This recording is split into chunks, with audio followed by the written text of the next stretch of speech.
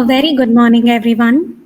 I am Gagana S, Assistant Professor, Department of Information Science and Engineering, would like to welcome you all to the Second International Colloquium on Research Trends in Computer Science, organized by Wireless Internetworking Group, VVCE, in association with VVCE-ACM Student Chapter.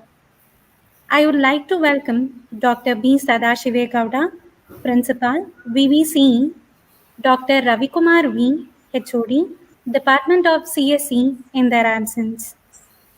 I would also like to welcome Wing Faculty Coordinators, Dr. Gururaj HL and Dr. Janavi V. Welcome you, sir, and welcome you, ma'am. Thank you, Gagana.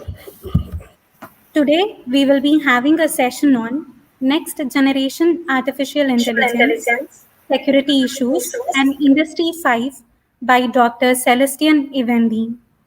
I would now like to take this opportunity to today's resource person. Dr. Celestine Iwendi is currently working as visiting professor in Coal City University, Enugu, Nigeria, and associate professor in Bangor College of Central South University of Forestry and Technology, China. He is also a fellow of the Higher Education Academy, United Kingdom.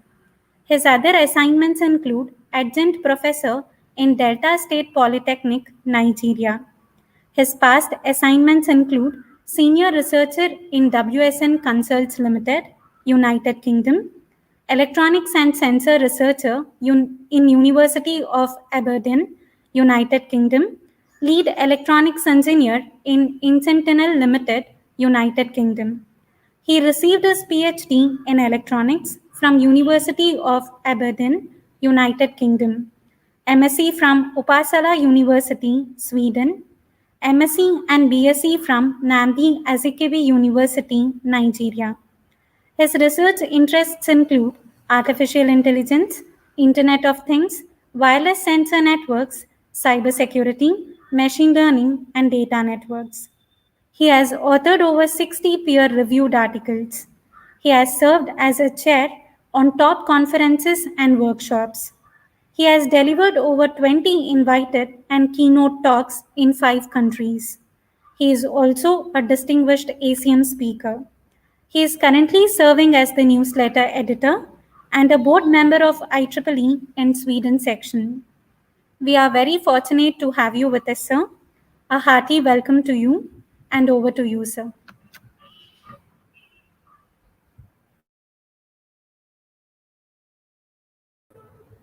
So please unmute, sir.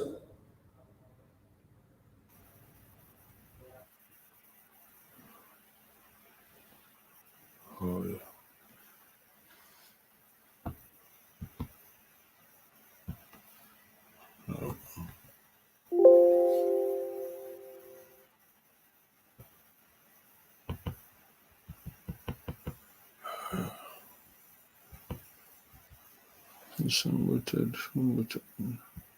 Okay. So you can start, sir.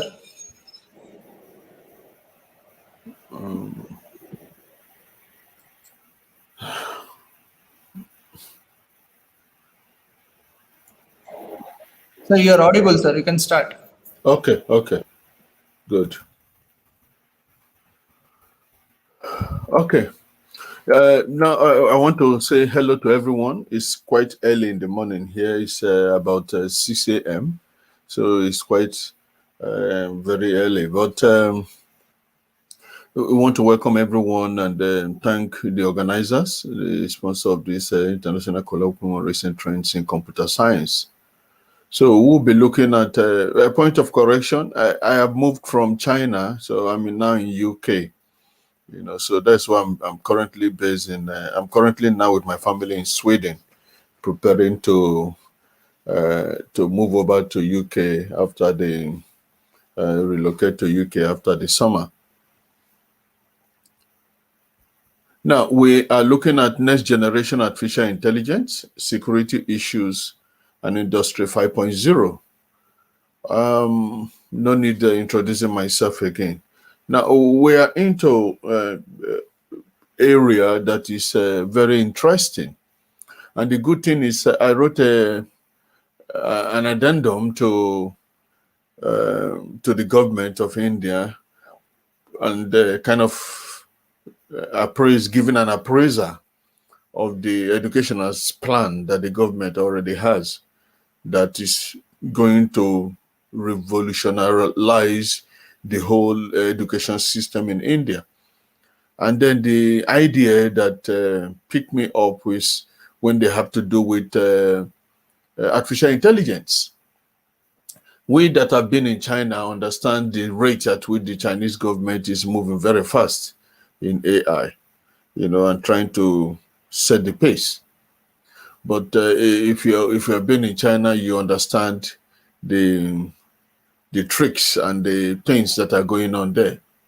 So it's a good move that the educational system, the government is taking it upon themselves to bring this educational, bringing AI into the academic system and revolutionizing everything about education, creating more practicality, for students to do. So we'll look at Industrial Revolution. We'll look at Industry 4.0. Why do we have to talk about Industry 5.0 that is not there already? Is Industry 4.0, is it already meeting targets? What was the initial? What is the plan? What was the goal? Then we'll look at next generation AI. And then I was speaking to someone yesterday, and then she was like from Oman, and she was like, are you sure AI can be used in energy sector? And I said, energy sector has not been exploited in terms of energy 4.0 and what AI can actually do to revolutionize this sector. So there are a lot of areas that AI is capable of doing. Now, the good thing about AI is that it's not just about one field. It's not just about, oh, I'm a computer scientist. Oh, no, I'm from the Department of Electrical Electronics Engineer or Computer Science. No, AI is in every field, every course. And the earlier we start putting it in our syllabus, in the course programs, the better, because we can do faster, faster things. It can help us with any design, any program, anything that we are doing, including people who are in arts, people who are in, especially someone was in linguistic, and she was like, oh, I'm studying linguistic, and AI help. I say, oh, if you have heard about the natural language program, that is AI, in terms of voice, and people are using it now, using voice technique in, facial recognition. So this is AI has moved from one area to a very big area. So we'll look at AI 2.0. Why is it sustainable? Is it a sustainable thing? Is it possible to have it trusted? Then how is it changing the world? Then I'll give you 3 essential facts about Industry 5.0. Then we'll come into that, what we're expecting, and why it's very good for us to start looking at the future, because the future is already now. Then we look at the security issues. This area, I've written a lot of papers on them, and then we'll come to conclusion. Now, when we come back again, we'll look at the Industrial Revolution, how it all started. The first Industrial Revolution was talking about mechanization, water power, steam power. Now, the good thing is that mechanization, I just wrote an article on AI for gaming, AI for gaming, using next generation for gaming. And then someone was like, can AI work in terms of mechanical? It's just also like in the energy sector. And I say, yes, that we have a lot of sensors. We have a lot of things now that IoT, Internet of Intelligence of Things are now doing that could make AI possible in all these areas. Then we have the second generation industrial revolution. We have the mass production assembly line, the electricity. Then you have the third one that talks about automation, computer and automation. Now, the fact is that People think, okay, the third generation is about automation, a lot of automation coming on, but actually AI makes it much more better in terms of automation. Then we have the fourth one, which we are in now. We have what we call the cyber physical systems, where we talk about everything smart. Can we make everything smart? Can we dictate? Can we program? Can we analyze? Can we check, make a proposal, on what AI can actually do? Then we have the fifth one, which we are expecting revolution, that has to do with everything customization. Then we'll move into cyber physical cognitive systems. Move into robotic analysis, where robots will be doing a lot of things, especially helping in the health industry. When we come to that, you see people will like, oh, we are a lot. We have huge masses. That means people will lose their job. We'll come to that. AI is not will not make anyone lose his job. Rather, it will make things faster and better. So, but then let's look at the building block of Industry 4.0 that we are currently in. Looking at the overview of this. First is to note that Industry 4.0 was first declared by German government. They invested into this just the way your government is now investing in education. In 2011, as the beginning of fourth industrial revolution. So they were looking at the human perspective of Industry 4.0, additive manufacturing. It was mainly to help the manufacturing to come up, to have standard historic perspective, looking at augmented reality, virtual reality, that people have been using, and then looking at the cybersecurity area, because cybersecurity is always a problem. It's always a problem. Yesterday, I got the news again that we have a kind of mass attack again. So cybersecurity world is a huge market, and people have still not understand what is happening. And good enough that your government is bringing up 10-point plans in terms of cybersecurity, to help with that, because it's affecting not only the top companies, it's also affecting the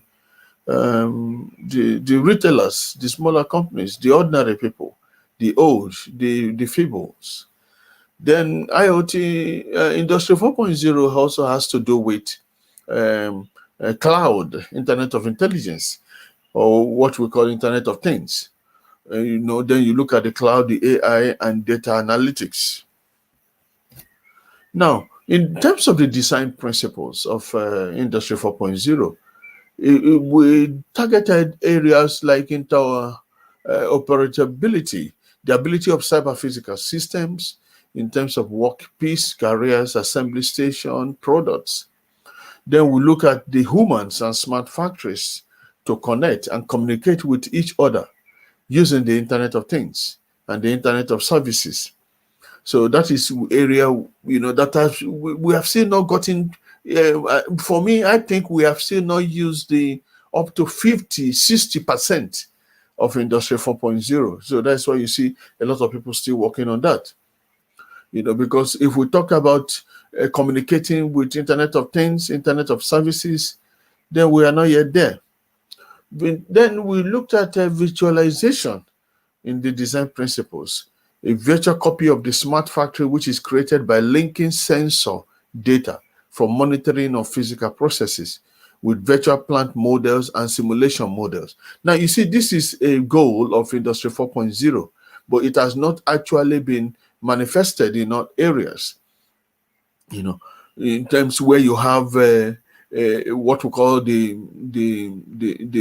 twine, the digital twins, to everything that you are doing, which will help to reduce cost of wastage in terms of the hardware implementations.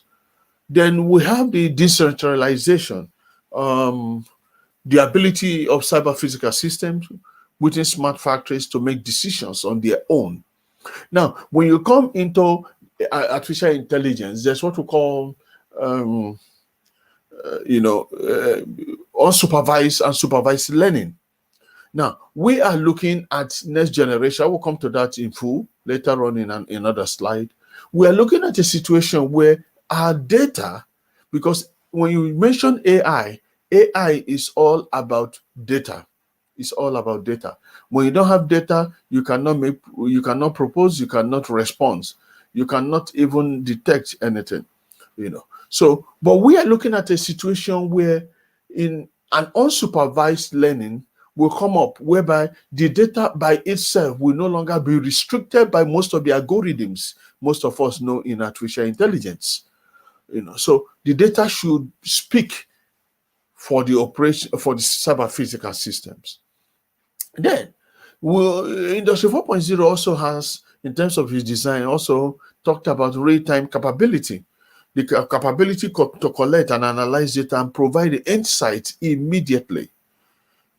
Then we have the service orientation, offering of services of cyber physical systems, humans, and smart factories via the Internet of Services. Now, you see, Industry 4.0, some of you will begin to wonder, oh, these are new. They are not actually new. These are supposed to have been the detail of what we are doing, that we bring us into Industry 5.0. So you see that we still have a long way to go, in making Industry 4.0 a reality, a full reality, before we look at 5.0. But as analysts, as people, tomorrow thinkers, we have started looking at Industry 5.0. So I'll be blending them for you to see why it is needed and what we still need to do to meet up these design principles of Industry 4.0. The next is modularity, flexible adaptation of smart factories for changing requirements of individual models. We still have issues with that in terms of standardization. We see how different countries are bringing up different things. And then depending on what the country permits and what they allow.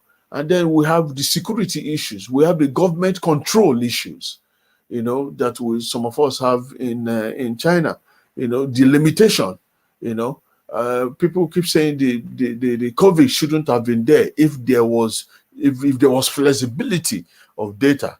I did a research on COVID and we got our data from Wuhan. It was not easy to get data from there, So you talk about hoarding of data.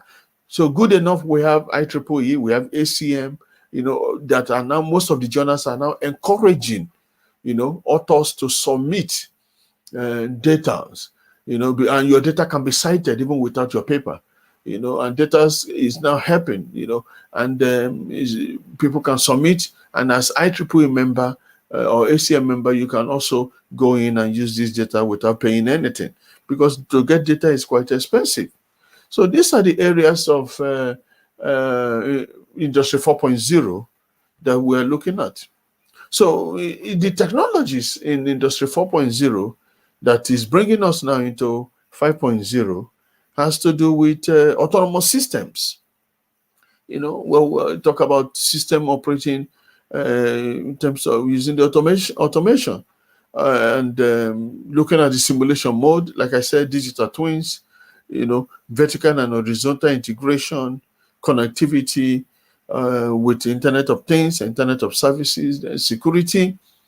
And then we look at the big data, and the AI, visualization, augmented reality, and then additive manufacturing, and then the cloud computing. These are the areas. So you could see, for some of you who are doing this research, that Industry 4.0 will still have lots to do. I could take each of these labelings and we expand it for hours.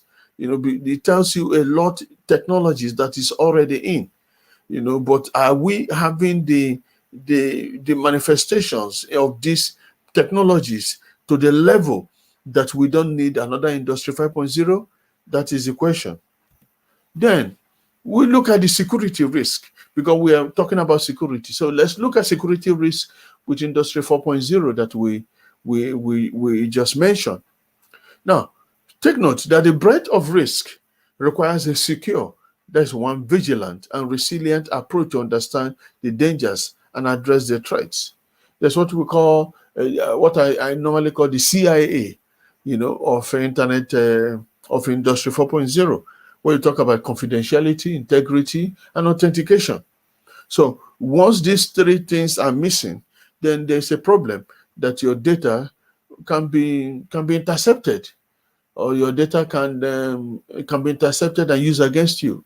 2009, I gave a proposal and I said that the time is coming that the war people are fighting with weapons will no longer be with weapons. It will now be online, costing billions of money. I think most companies are, Cisco, for example, in 2018, stop over 3 trillion threats to their customers. That is just one company stopping threats. Now, most big companies don't announce. Just the same thing that happened in America. They don't announce when they have issues. It's after it has taken some time, they will say, okay, our system were compromised. Our system was compromised. And then they made those announcements. But a lot has been paid by, most of these companies already, because they lack security coverage. All the security coverage were not protected. Every day, including this morning, I got a notification from Microsoft that said immediately update your system because they discover security breach. So it is huge. Our school in China, the whole website, everything, they lost all the data because of and I told them about security risk. Some of them did not did not see it as important to advice, and then the whole system went down, and it cost them huge amount of money to get back. So number one is be secure. We must take a risk-based approach to what is secured and how to secure it. Now, whatever we are teaching, whatever we are researching, we must bring it into not just the academic teaching, but also into the facilities that we have as a school, into the facilities that you have as someone who is establishing a company, as someone who is trying to start a company, or who is breaking up to do bigger things, or as someone who is a computer analyst going into a company to work, or going into government analysis to work. You must take measures, checking if it is intellectual property safe. Those are the things, because once your system is attacked, it's very difficult to get back. So is your supply chain or ICS environment vulnerable? So computer scientists, those days will say, oh, it's a very 4 years course or 3 years course or 5 years course in some areas, and they don't have job. No, there is job everywhere for people who are in this field. So as students listening, the future is bright. The future is either you create a problem and you solve a problem. But we are in the people who join to solve the problem of what is happening. So that makes us to be vigilant. Continually monitor systems, networks, devices, personnel, and the environment for possible threats. So sometimes people think, is when someone carry weapon. No, anything can happen from distance. Anything can happen from your data. People can use. There was a particular movie I was watching on drone. The drone was sent to go and destroy an enemy camp, and suddenly the drone started using the algorithm, a test algorithm someone put inside it without deleting it, and that algorithm made the drone to disobey the order and started fighting the people that sent it. And I told my wife, I said, oh, this is interesting. That this is the thing, that when you are not careful with your algorithm, it can bounce back. When people say, oh, we miss our target when they strike, it's because something is wrong with the algorithm. So that is where it comes up to real-time threat intelligence. And AI are often required to understand harmful actions and quickly identify threats across the multitude of new connected devices that are being introduced. Now, something happened when I traveled to South Africa in the last 2 summers, and we went to Johannesburg. We wanted to have good time and see Johannesburg city. And someone came where we were standing, waiting for the tour bus. And he came and snatched my wife's purse and took the card and zoomed into another car came in and boom, they zoom off. And people were like, "Oh, the people have been stealing from here. Oh, are you foreigners? This and that." And then I laughed. I just took a phone call and make a phone call to Sweden, and the card was blocked. Now, so banks are already working to, with the AI system and information to block systems like that, or people interfering to have immediate action. So whatever the person did was a waste of time. Of course the card was missing, but I have my own card, so it was good that two of us were traveling. So it helps you, it gives you confidence. Using AI and real-time threat intelligence gives you confidence as a customer, as an industry analyst, as an entrepreneur, as an educationist, that whatever you are doing, that you are vigilant, that your systems are protected, that you will not lose sudden your hard-earned labors. So he also says, be resilient. That is the security risk, the breadth of what we have been working on Industry 4.0. An incident could happen. How would the organization respond? Because once people know that the company you're working with don't have security resilient, then you possibly lose your job. So it's job of our computer analysts to say, there is a problem. We must respond. We must protect the customers. It's your duty when you have a business. It's your duty as a school to protect the student. The same way it's your duty to protect your customers. Your customers, their own is to put in money. Investors they put in money. They don't know what you do. They don't know how it's done.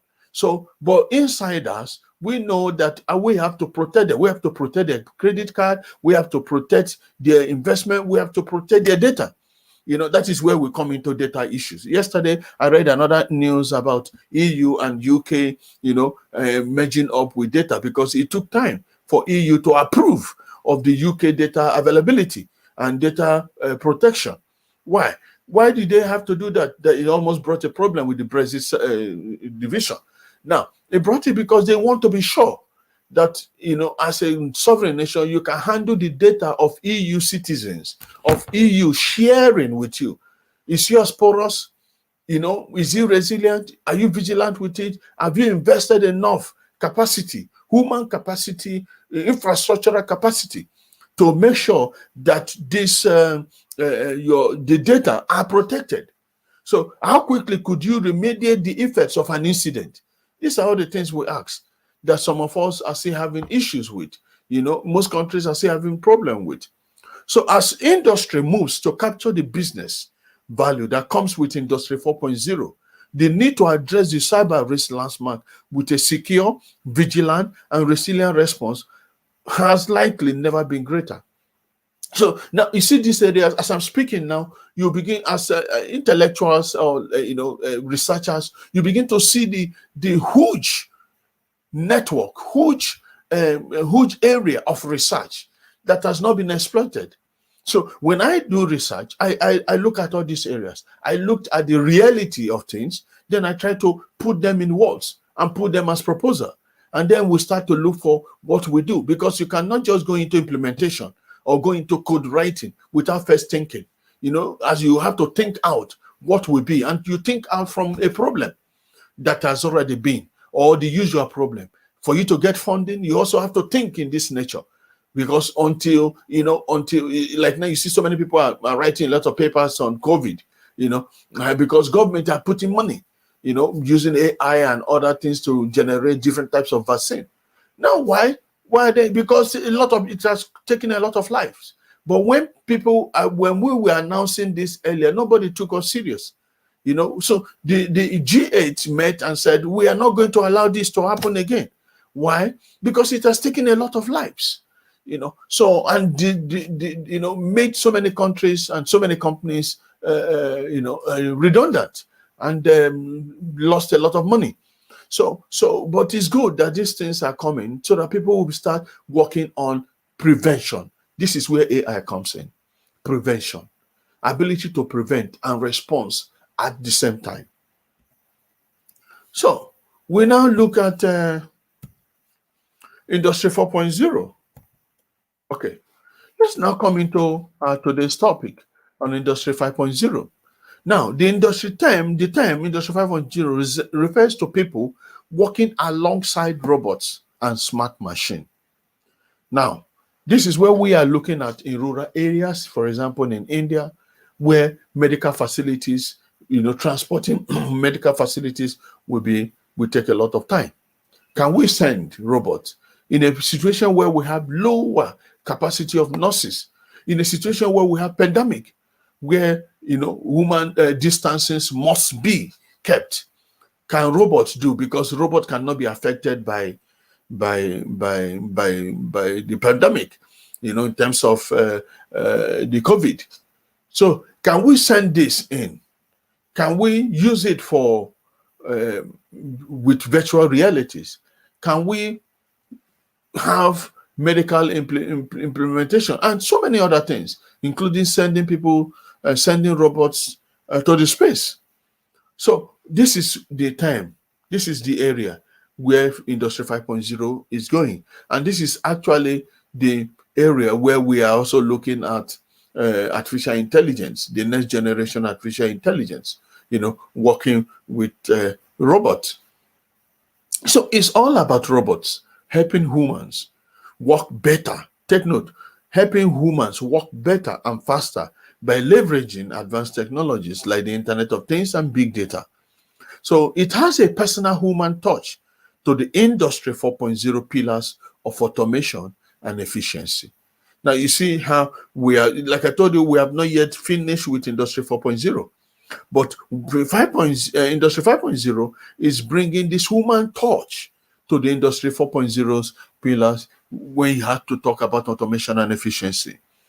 There are many companies are still working hard on the digitalization of their businesses to achieve the competitive advantages of Industry 4.0, especially in the areas of scalability, process automation, and thereby improve productivity. Now, as researchers, our goal is looking at this area. How do we harness this information and bring up research in this area using what has been done and bringing it up to bring up novelty in this type of area where you have improved productivity, improved efficiency, support of flexibility and agility to generate a better customer experience, higher revenues, and increased profitability.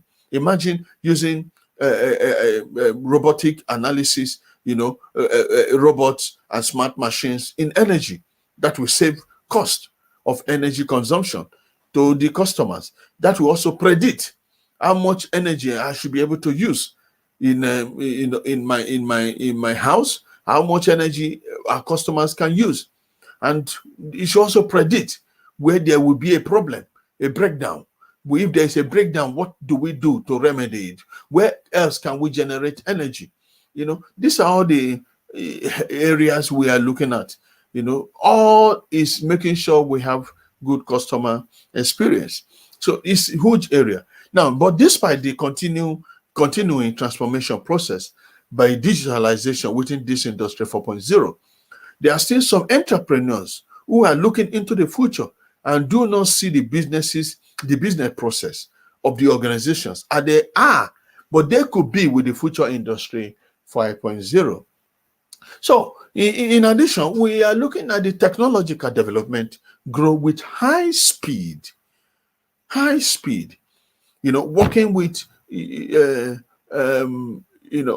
different capacities so fast that the Industry 5.0 is already becoming becoming part of the business landscape. So another one is Industry 5.0 encompasses a wide range of concepts as the digitalization, automation, standardization, dynamic and secure network, miniaturization, as well as incremental in mechanization and general innovation. You see, I'm giving you areas where you can do your research. As I speak now, you see different areas. You can take any particular one of them and we can expand it the whole day in terms of research methodologies. Now, the European Economic and Social Committee, EESC, describes Industry 5.0 as focus on combining human beings, creativity, and craftsmanship with the speed, productivity, and consistency of robots. So we are moving into the robotic industry, where we accentuate clear change from just mass automation to the process of enhancing capabilities of human workers. Take note, for achieving personalization by product customization to the next level. So what are we going to do and achieve? We answer questions like what skills need to be needed and developed. What kind of rules between human and machine interaction have to be defined? And what part may have AI and what conflict may arise between humans and AI? Because I know some of you have questions. Can we trust the AI? We'll come to that. So then it leads us into the next generation AI, where we talk about supervised learning. Remember, supervised learning represents a narrow and circumscribed form of learning, rather than being able to explore and observe all the latent information, relationships, and implications in a given data. Supervised algorithms orient only to the concepts and categories that researchers have identified ahead of time. That is why I told you that the next generation is much more than supervised learning. The supervised learning, most of us know that we're working on, on different analysis with AI, but we are looking at much more than what you are just doing now. So that is why we say, in contrast, unsupervised learning is an approach to AI in which algorithms learn from data without human provided labels or guidance. That is the next generation AI. So it will be, according to legend Jan Leko, AI legend, he said, the next AI revolution will not be supervised. And that some people are like, oh, if it will not be supervised, then there will be a problem. So in simple terms, predicting everything from everything else, that is the next generation AI. Predicting everything from everything else without human disturbance. So, but then let's look at what China is currently looking at. And they plan to release this in 2030. So they're working very hard. The government has invested billions of money into this. The State Council of targets that it will be a global leader in the development of artificial intelligence. So I was actually very impressed when I saw your government has made also plan in AI and changing the whole educational system. So today China wants to be an artificial intelligence leader in terms of theory and technology. They actually want to focus on these 5 areas, which I will briefly explain here. And this, I'm also giving you areas of research for people who tends to develop more from here. So take note of this. One is in the big data intelligence. Now, ability to transform big data into insights and then renders and optimize engagement capability, involving the active agents, including the big data intelligence strategist, intelligent BI analyst, data intelligence warehouse architects, data scientists, implementation and development experts. So you see, these are areas that need expansion. These are areas of development for the next generation AI. Another is on crowd intelligence, essentially on internet-based collective intelligence. This is massive massive research area. Cross-media intelligence, where they integrate data-driven machine learning with human knowledge using cross-media data and make prediction, recognition, analysis, and reasoning of this data. Then they are also thinking of improving the area of hybrid augmented intelligence. Now, creating a hybrid collaboration between humans and machine. Long-term goals is to make machine think like humans, more powerful than machine or human intelligence. Then another area is the UAE, the unmanned autonomous system. The next big step in the fusion of mechanical systems, like I mentioned before, computing technologies, where you have the cloud computing and others, sensors and software to create intelligent systems capable of interacting with the complexities of the real world. So this is summary of AI 2.0 for sustainable future. And that is the next generation AI. Now, but let's look at quick changing of the world. What is happening now? The ongoing response. This is a security guide that keeps watch, in Muduyuan metro station in Beijing. So it's an effort by the government to contain the spread of coronavirus in Beijing. And then what did they do? They monitor people who have fever, and as they monitor them, once the system detects, you see, no human being is there. Once the system detects that you have fever, it shows alarm, and then you are immediately quarantined. You see, so the ongoing response to the COVID-19 pandemic provides daily examples of how harnessing frontier technologies can make the difference between life and death. This is why it's very important to move into AI. Now, you see many percentage. Pfizer, we say they have 70-something, 90-something percent, 80-something percent. Moderna, we say they have that percent, different types of things. And some countries are already calling that, there should be no privacy to the ideas that are already rolling, or to the patents. They should remove, patents should be people should be allowed, to remove patency from most of these drugs so that they can keep their people alive, So these are all the calls calling, because when you have this percentage going, you see the data. Some are saying, oh, we cannot take the shot because we don't know how it has reacted before. But that is a good thing where we have AI, and some of them are already using it now, in terms of medical AI, to analyze the data they have. 2 weeks ago, I was with a medical doctor in Sweden, and then he asked me, what do we do? And I told him I'm AI specialist. He was like, then we should have a discussion. So I was listening to him. He said, you see, now I checked your body. I could feel you. He said, but the Swedish government wants them to be using the data produced from AI without checking you, so they can make prediction. He says, but he's an old doctor. He says he doesn't believe in that. He believes that they should check. He said, when he checks me, there's difference between when you check. And I told him that AI is not there to take your job. AI is there to assist you.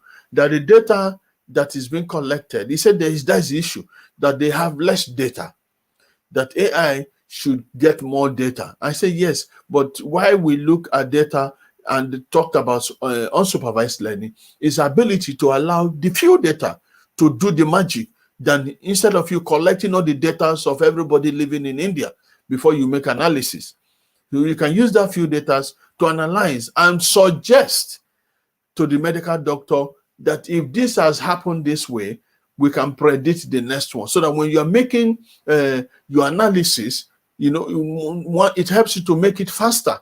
And number two, it helps you if the person is not visible. I told him, I said, now you can check me because I am close to you. What of in some area, underdeveloped world, where you are not close to me? Then what will happen? So I need you need some data from those areas to predict and send a long time. If we are using Industry 5.0, where a robot will be doing the work, or where you have virtual digital twins working, or where you have this mounted in those areas, that we can have medical diagnosis from a distance. So harnessing rapid technological change for inclusive and sustainable development. These are all the changing things in the world. Exploring safe space technologies for sustainable development and the benefits of international research collaboration in this context. So we have to bring science, technology, and innovation closer to productive sectors. Once we're able to do that, the economy will boom. Economy is having issues because most of the government did not see, what these technologies can do. If we talk about AI in agriculture, you can see the massive things. You talk about AI on the development, it is massive. You see, so good that most of the government politicians are saying what the academics need. Now, take note, the industry cannot do much more than what the academians can do.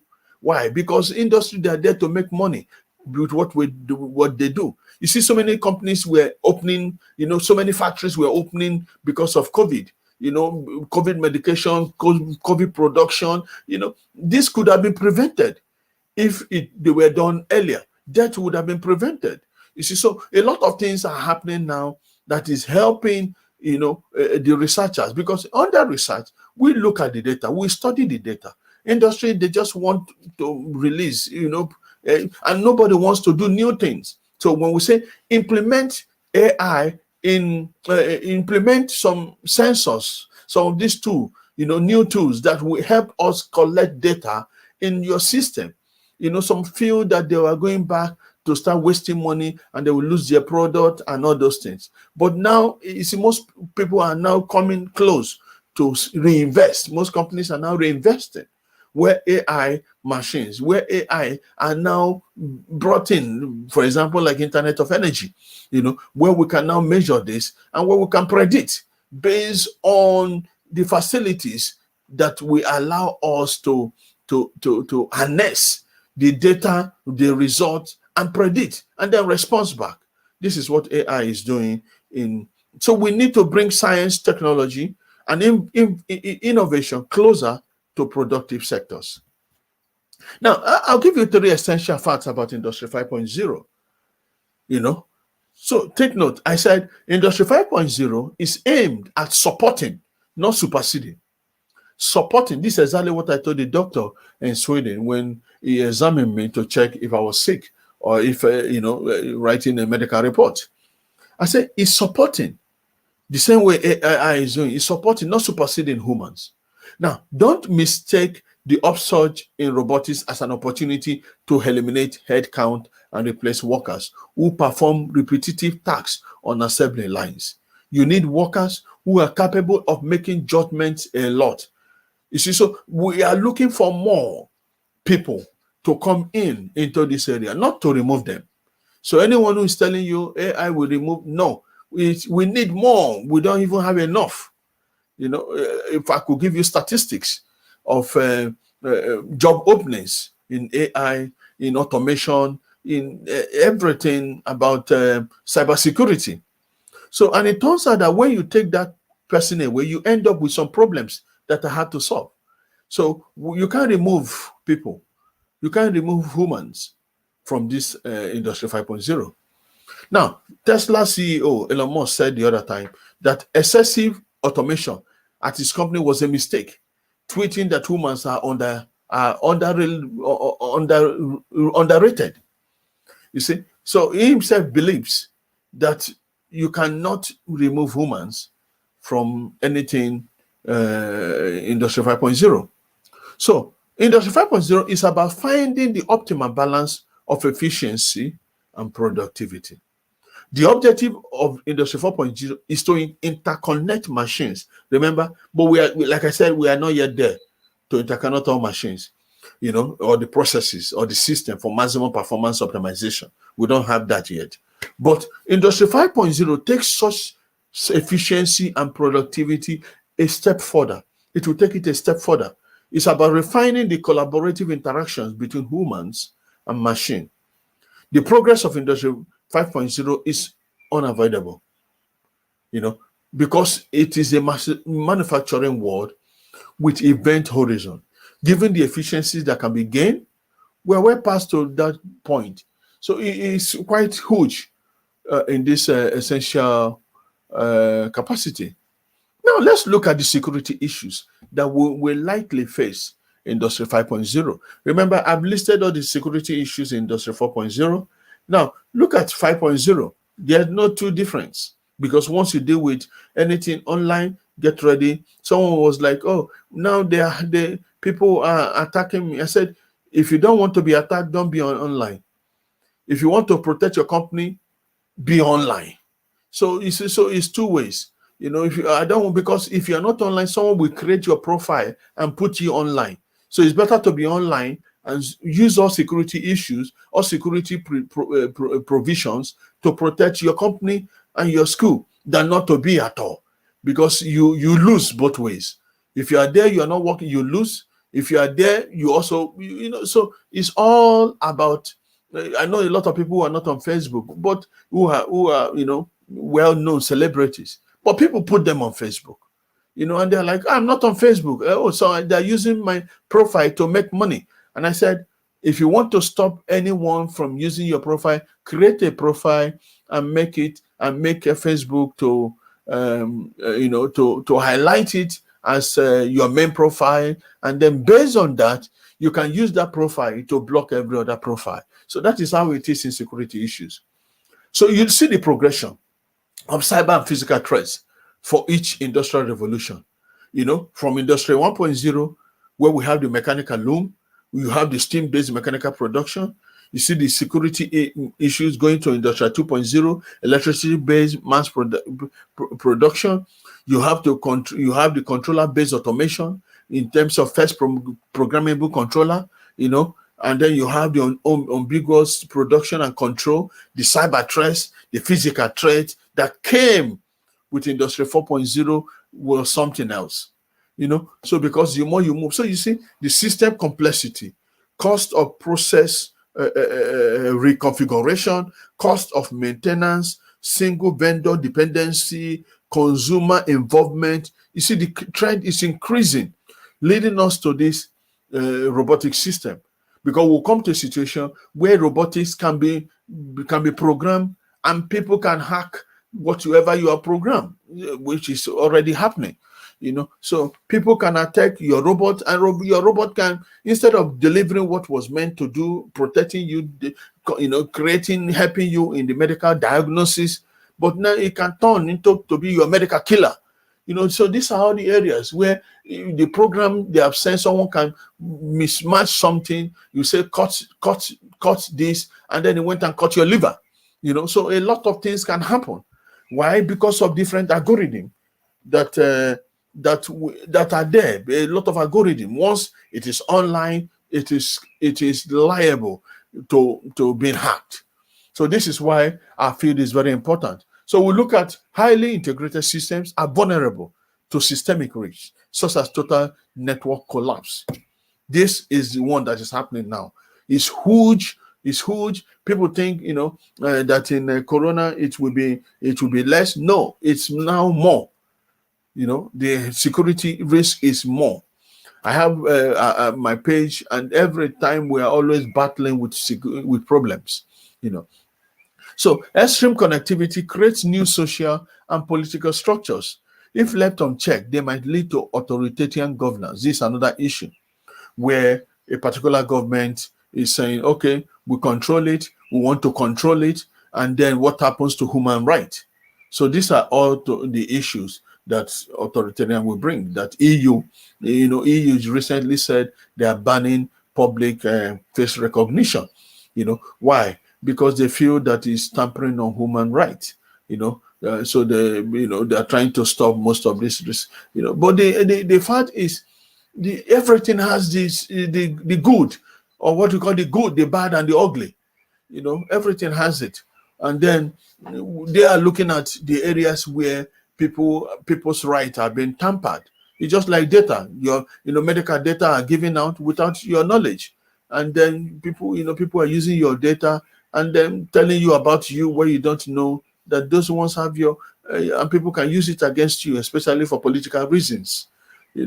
So increased cyber risks are created by businesses who are increasingly using smart connected technologies to innovate, transform, modernize, and otherwise make tactical or strategic business decisions. You see, so progression of cyber and physical threats for each industrial revolution increases. It increases, but our areas is to find a balanced area, to find balanced avenue where we can actually have a good research in this area. So Industry 5.0 best practices that we're expecting can be subject to the same vulnerability exploitation, malware, denial of service attack, device hacking, and other common attack methods that others face. So what we need to do is to keep an accurate inventory of all operational technology, access in real time, marry the best IT and operational technology as an integral integrated defense strategy across all attack surfaces. You see, my talk today is expanding the horizon to so many of you to know the vast opportunity of research, the vast opportunity of implementation, the vast opportunity of development can bring if we work on this area. Now, identify and fix our data systems, unpatch vulnerabilities, and poorly secured files. Take a security-first approach to the deployment of new connected systems. Remain ever vigilant to spot potential threats with real-time vulnerability assessment and risk-based prioritizations. Ensure that technology suppliers and connected equipment manufacturers commit to regular security and software patches and audits. This is one of the things Microsoft, Google, and all of them are doing every time, every day. I could tell a lot of security risk, a lot of security fluctuations coming in every day in most of these big-time sites and softwares. So threat intelligence, including monitoring of the dark web, can also act as an early warning system to uncover planned attacks. Thus, the organization can preempt a breach and take immediate action to protect their digital corporate assets and physical infrastructure. This is where it comes, where we prevent, we work to prevent before this problem becomes massive. Now, look at, for example, I've said before, a cognitive power plant project in Africa. We know that we're using artificial intelligence and technology developed by Beyond Limits to monitor the facility's operation. The technology originated from NASA. So what did they do? They looked at a cognitive power in terms of shutdown prevention. They provide action regarding changing conditions to prevent trip and fault. They unify the subsystems, into put them, unify subsystems into one holistic system of systems to see the big picture. Something like digital twins, optimize operations, provide expert recommendation to reduce cost and optimize plant operation. They also looked at agility, safety, and environment, where they adapt the changing landscape and improve safety and environmental condition. Then we'll walk into proactive maintenance. Very good to use proactive detection, proactive check, where to improve proactive maintenance to decrease, a wear out, a tear, a shutdown, a startup, alarm management, feedback, checking the root cause analysis for future design, and then retrofit, uptime optimization, increase uptime by providing better visibility into asset and health. So you see, cognitive power plant benefits because they provide rapid, near real-time actionable intelligence, giving operators the next best action to recognize, mitigate, and prevent problems. This is just one area where industrial smart grid is already in operation. So in conclusion, as intelligence systems continue rising to the surface, Industry 5.0 presents an opportunity for society to become more efficient. Not only that, we need, like we said, we are going into a system of robotics. So we need a lot of algorithm. We need a lot of implementation, practicality. We need a lot of putting them right, like what is happening currently in Dubai, in UAE, where the robotics are acting as police, policing, moving around, and then so Industry 5.0 actively encourages and enhances the relationship between humans and robots in cyber-physical domain, while also relying on advanced 5-sense and hologram-based communications. Now, the World Economic Forum on 13th of March 2020 stated that the slow pace of change in academic institutions before the crisis had been apparent, but that COVID-19 might become a catalyst for educational institutions worldwide to search for innovative solutions, technical as well as pedagogical, in a relatively short period of time. That is why we are having this lecture. That's why we're having this talk, to see how it will benefit the school, benefit and help, bringing the colloquium of trends happening in recent computer science. So AI could engender better, more informed decision-making during crisis management scenarios, Privacy and security are key underlying concern for many citizens during the pandemic and will be more even after COVID-19 and Industry 5.0. Security issues will never be out of place. It will always be an issue. But as we start working on it, we'll begin to bring solutions that will help humanity. Thank you. I can take some questions now.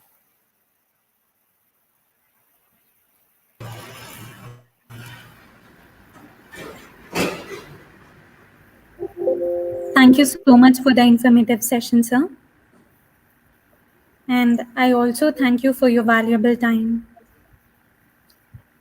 Participants, do you have any questions?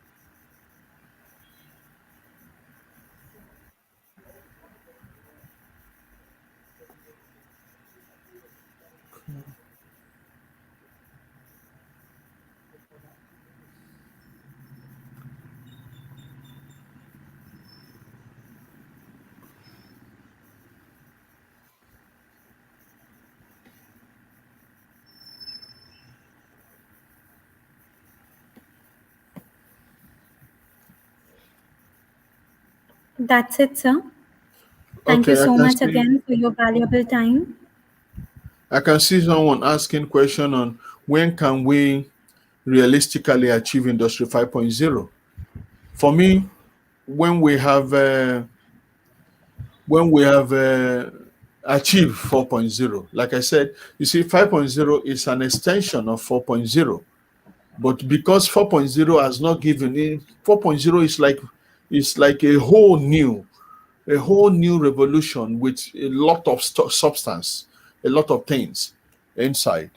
So, like I listed, when we have achieved that, that we can now talk about bringing 5.0, but 5.0 is totally in robotic domain, bringing human and machines together, but 4.0 has to do more with core, the development that has not yet been achieved. So you see a lot of companies, a lot of government are working on that 4.0 to get it analyzed. We are looking at ahead what 5.0 can actually do to complement the 4.0.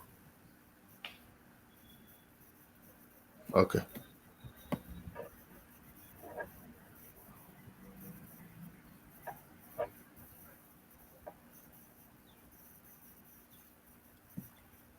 So we have another question. Yes, I'm looking at it now.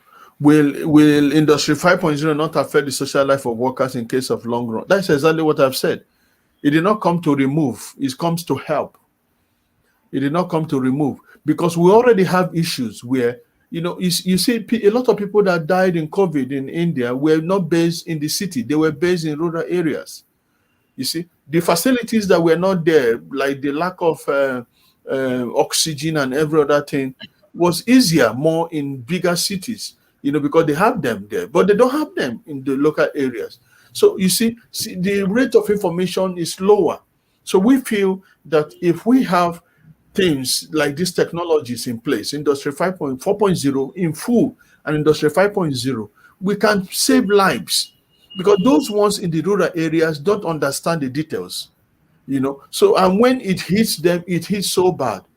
I read, where did I read again? That someone used, sugar and something, and we're injecting a lot of people because there was no information.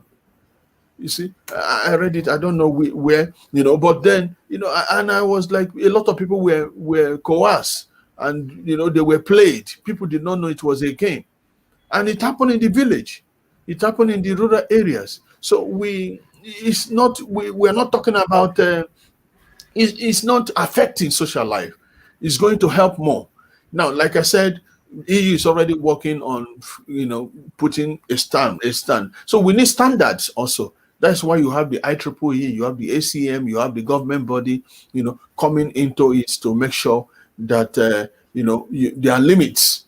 And then when you have my data, what do you do with my data? Already a lot of things is happening. Some of you don't know you are on Facebook, but the people are selling your data, and making money from your data. You are the business, you give information, but it's being sold. And so many things are happening that EU is seriously monitoring, especially EU, because EU believes in much more privacy than any other place I have been, So they are working to make sure that people don't tamper with other people's data anyhow, or use it against them politically, or use it against them, in terms of harming them, and creating problems for others. So we're talking of technology that will help benefit, not disturb what we already have. And I've listed areas of research. I have a lot of venues for paper. If you have quality paper, please talk to the organizers, send them, get my details, send them to me. I need, I'm also taking a lot of collaborators, so we can collaborate and get more papers out. And some of you wants to do PhD or masters, you can also come down to University of Bolton, where I am now, in terms of artificial intelligence or gaming or any computer science related area, data analytics, I can supervise, and then we can work in collaboration for most of your programs. Sure, sir. Thank you so much. We look forward for the further collaborations also with you, sir. Thank you so much again for your valuable time. Okay, thank you.